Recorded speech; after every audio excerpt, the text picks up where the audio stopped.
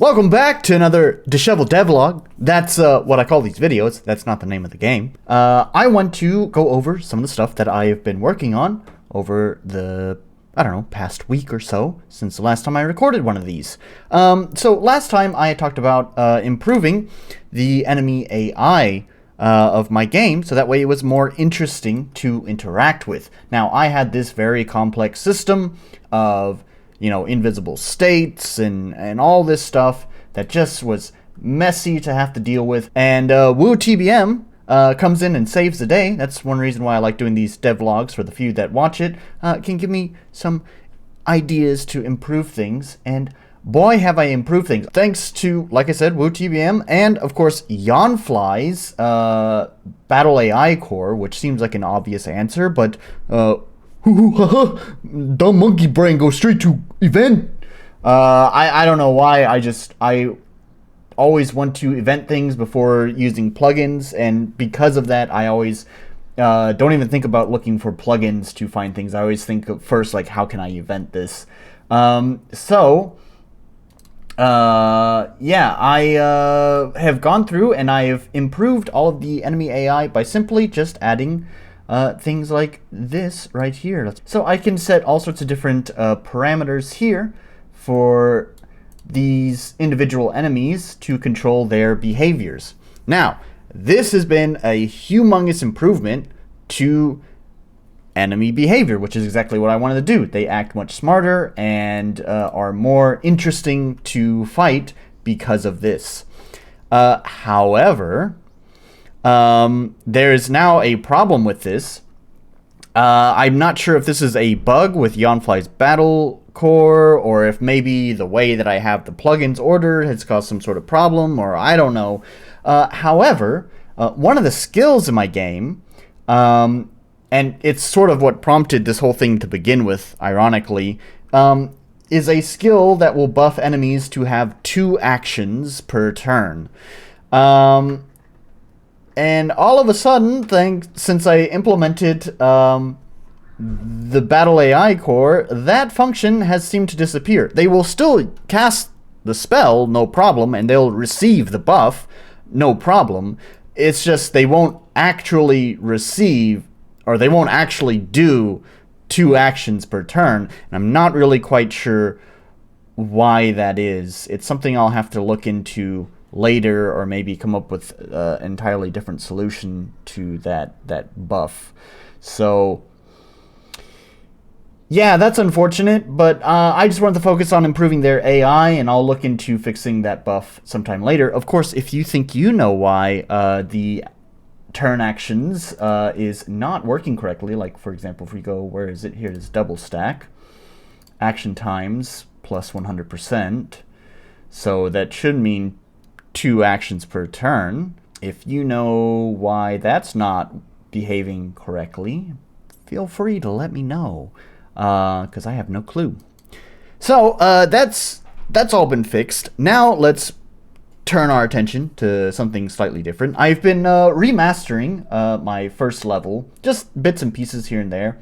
So to cut a long story short, basically this first level kind of was built when I had an entirely different mindset of what this game was going to be. It wasn't going to be a commercial game, so I wasn't taking it as seriously, and therefore this level was had a few rough edges, not as well thought out as the second level. I basically began the second level with the mindset of this being a commercial game and therefore need to be a much more polished product, so the difference between the 2 levels is quite drastic. I've been going through remastering some bits and pieces of this stage to kind of bring it up to par. This is something that's been ongoing for a while now, but this is definitely something I wanted to go back and like touch up some of the puzzles. My new addition is this puzzle here, which I quite enjoy. I had to create some custom artwork for this myself. As you can tell, there was very, very detailed and difficult artwork done with these little guides on the floor that you can see running to this torch. So let me go ahead and set the player here. And before, what I used are these other torches. You can kind of see how the difference is changed. Okay, so before, what I used were these torches, and this basically, oh, also the colors are all out of whack too. But basically, you have a riddle, and then you just have to answer the riddle, and it goes through this menu selection process. And back when I had implemented this, I had actually basically implemented every possible option for every item that you could have, or every skill that you could have. So you wind up with quite a large amount of menuing to try anything that you want to answer this riddle. Riddles are pretty boring as far as gameplay goes. You did have this try talking to it.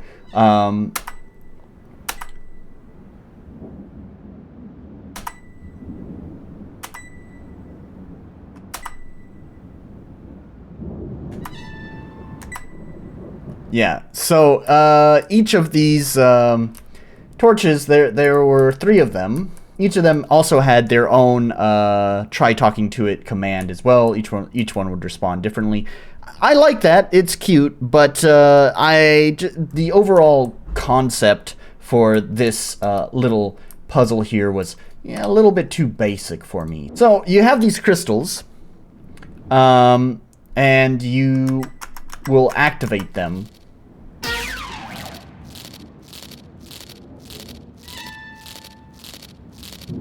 So you get this activation effect where it sends a little spark down the wire here.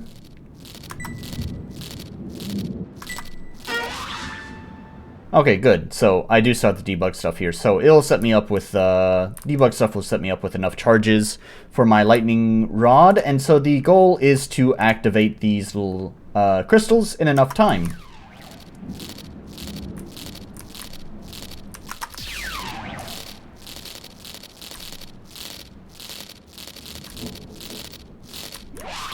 Oh no! So they are timed, so eventually they will run out, so you have to figure out the fastest way to activate them. And the timing is really, really tight on them, and that was done deliberately. It's a pretty small area, so it's pretty easy to retry, so I really wanted to make the timing really, really tight. We'll see if that comes back to bite me in the ass later, but yeah, the timing is like, you have to be not quite frame perfect, but it's, you know, you get about half a second of leeway, and that's about it. So yeah, I enjoy this new concept much more, and these crystals have gone on to sort of inspire remasterings of different puzzles throughout the entire level as well. Also, I really like the sound effects that I made, as usual. There's a nice, really good punchy when you start it up. Satisfying. Now, all of this remastering, of course, is going to culminate into the final boss, which also needs a little bit of remastering, you know, remastering the AI of the final boss to bring it up to par with all the enemies that I've just done, as well as, you know, bringing up to par the just whole ending sequence of the level as well, to be on par with the second level. And one of those things I needed was a pretty common thing found in games, and that was a QTE. So we're going to move back to the sandbox here where I've been testing this out. So let me just show you what I'm talking about. Okay, so here we are in the sandbox, and I'm going to talk to this Mr. Shadowy Man here, and we're going to see what happens. So we have this pops up here. We have spacebar that's appeared there, and then we have this UI element that's appeared here as well.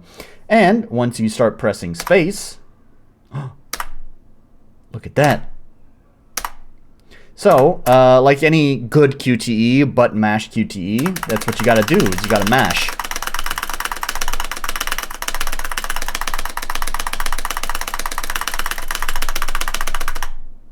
And there we go! Hooray! And it just resets from there.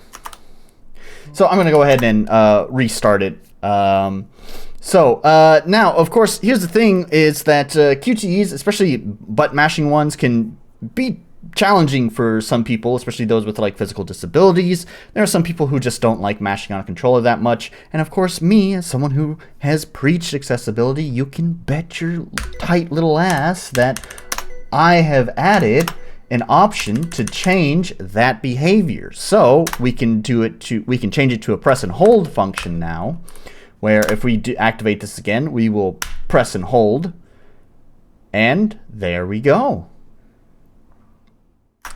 Hooray! It's activated. Or let's refresh again, go to the options menu, and we can just change it to bypass. So now in this case, I don't need to do anything. It will just activate on its own without me having to press any buttons. So for those who either don't want to deal with any of the QTE stuff, or those who have physical disabilities, can change the setting to their preference. It's just going to loop. I mean, again, this is sandbox. This is just for testing the mechanic. So they can set that up in the options menu. This is also not a game rule. It is meant to be, an accessibility thing. So I want to make sure that people can access it at any time that they want. So game rules are things that you can only access before you start the game. These can only be active. Like, you only get one chance to change these. And then once you're in the game, you can't change them anymore. But of course, I don't want to do that here. This is for accessibility purposes, and therefore you should be able to access it at any time. So it's been placed here. So that's how that works. Let's switch over to not that camera. We're going to go back here to RPG Maker. I'm going to kind of show how this is set up, because that's one thing I want to do with these devlogs. Is it's not just about me showing off, oh, hey, look at this cool thing I made, but I want to show you like how I did it. So this whole system is built on it's 3 events plus 1 event to kind of trigger the start. So our shadowy figure guy here is the trigger that just kind of starts the event. Basically, all it's doing is turning on a switch. It's also playing the little animation of all the UI elements coming up. So you can see that right here. So it turns on the event that activates the button mash. And then there is a number of show and move picture events here to make the UI elements appear. So then we need one regular event. This regular event could technically be a common event. However, it's a standard map event because if I want to change that resistance behavior, like I can make it have even more resistance, which I don't think I would do that because there's already a lot of resistance there. Or if I want to reduce the amount of resistance, then I would not want it to be a common event. I can change that behavior for specific events throughout the game. I also don't know how often I'm going to be using this QTE thing. In my mind, there's actually only one time in the entire game that this is going to take place. So it's kind of funny that I set up a whole option for just that single moment in the game. But now that I've built this whole mechanic, who knows, maybe I'll find another place to use QTE button mashing. But as of right now, I think there's only one spot in the game I want to use this. So anyways, so here is like the main logic behind it all, which is this map event here. Like I said, this could be technically moved into a common event if I wanted to, but instead I have left it as a map event to make it specific to each case. So you can see here I've commented each section. So here's the mash, and the way that it determines what the function is just through a global meta variable set through the options menu. If that variable is 0, then it's going to be the default behavior, which is the mashing behavior. If the variable is 1, it's going to be press and hold, and if it's 2, it's going to be the bypass function. And setting these up is just a small change to the logic. So the main logic here for the mashing is that we're going to go into a loop and we're going to check if the button is triggered. I had to learn that one. That's a new scripting one for me, which is triggered is just when you press the key once. The default behavior of is key pressed is press and hold. Using in RPG Maker. So I need to find the script is triggered. So when you press the key once, it will add +10 to the score, but also when it moves on to the next part, it'll also reduce the score by 1. So this is the resistance variable right here. This is what's making it go back down. And then, of course, if it reduces too low, if it drops down too much, then we're gonna normalize it back to 0. We're gonna put a limiter on it so it doesn't go into negative values. And then once you've exceeded the specified value, which is 200 here, then it's going to trigger the the completion, which right now is just a text box that just says "Hooray!" There's a little bit of a flash there too to kind of alert the player that, hey, you've reached the peak. Also a short little wait as well, because I noticed when I was testing this mashing out, it's very easy to get caught up in the mashing of the key, that even after you've reached the peak, you're still mashing, a few frames past completion, and you wind up mashing through the text, the victory text. So there's a little bit of a wait there to so you don't accidentally mash through the text. And I may actually increase this. 30 frames is pretty short. I don't want it to be too long, because then it's just going to feel awkward. But 30 frames might be a little bit too short. It'll be easy to mash through that. So and then down here, here's the press and hold logic. All this is doing is changing this little input is triggered to button OK is pressed down, which is like the default behavior. You don't need to use the default conditional branch behavior. You don't need to use a script, or I guess I should say a vanilla conditional behavior. And I did change the amount that it increases it, because obviously if it was plus 10 and it's held down, the speed at which it would go through it was basically instant. It was less than half a second. You would snap up to the top of the bar. So I changed some of the values around so that way it kind of has a gradual filling process instead of just a whoop. And also there's a little bit of a wait time. There's a wait time on the first one as well too, because if it happened every frame, then it would be nutso. And then of course bypass down here is I didn't want it to just again, just like with the press and hold, I didn't just want it to go whoop. I wanted, even if you're not actually interacting with the QTE, I still wanted you to see that behavior of the bar filling up to kind of convey the right message that I want players to feel in the game. And so there was a small change in the behavior here as well. There's no more conditional of whether a button's pressed or not. It's just gonna add one. There's no resistance. There's no reason to have resistance here, because it's doing it automatically, so why even have the resistance? So it's just going to fill up by one every 2 frames here. So that kind of creates a more gradual increase. So that's like the main logic of how this whole button mashing works.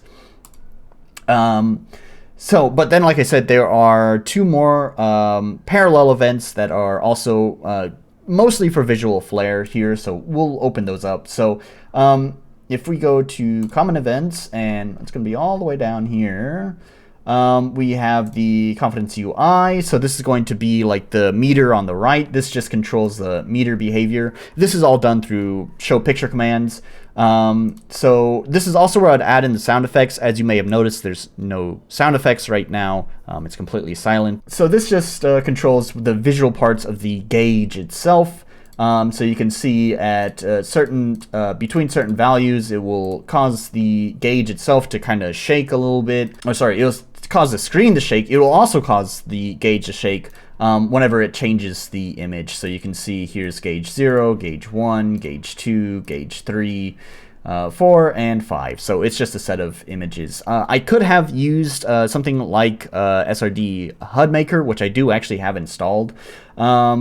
Or there was actually another QTE tutorial I had found online that even showed you how to use Pixie to create your own gauge that could actually, move smoothly. But I decided I kind of like this behavior. It's simplest to implement, and so, it's fine. It does the job well. So that's the visual part for the gauge. And then the final common event is for the button mash indicator here. Which just does more or less the same thing. There are different behaviors for what the button mash indicator is showing, depending on what the setting is. So first we have this this right here, which just is doing the same thing as whenever you talk to the event. It's basically just making the images kind of slide up on the screen, adding the little animation there. So that happens right here. There is a small little wait time because I don't know, I wanted to add some style to it. Having everything come up in parallel just kind of looked a little bit funny, so I added a little bit of a delay, so it's like a little bit behind the main event there, so that's what the 10 frame is for. Then it goes into this loop. Right now it's just waiting to see if you have started mashing. If it's at 0, if it's at 0, then it's just going to show the unpressed spacebar picture, and just it's waiting. But once it exceeds 0, then it's going to break this loop, and then it's going to drop down into one of these other loops down here, which is for the animation. So that's this loop right here. So this is the button mashing animation, which is just showing the button go up and down. It is an animation. I could have made it move in time quite easily with the player's button presses, and I may change the behavior to do that in the future. However, for now, I was just happy with it just being an animation of the button going up and down. Then, of course, on here is hold or bypass, so this just changes the animation behavior, so that way it looks like the button gets pressed and held down. So, yeah, that's that whole QTE function in a nutshell, more or less. That's how I've implemented it so far, at least sandboxed it. It hasn't been actually implemented into the game. That's what I'm going to be working on next. So, yeah, thanks for watching another Disheveled Devlog, and I guess I'll see you whenever I'm live this Saturday or in my next devlog. So, thanks so much. Bye.